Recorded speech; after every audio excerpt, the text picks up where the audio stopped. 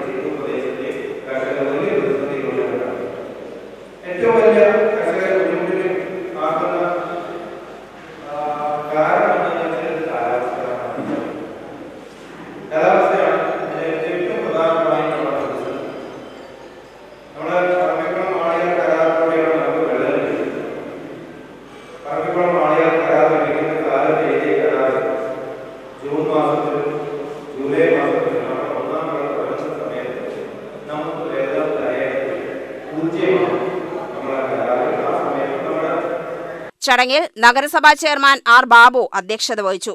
കൃഷി ഓഫീസർ രഞ്ജിനി സ്വാഗതം പറഞ്ഞു. Vice chairman B. കൃഷ്ണലീല ഉഴവുകൂലി വിതരണം നടത്തി. VK ഭാഗ്യലത പദ്ധതി വിശദീകരണം നടത്തി.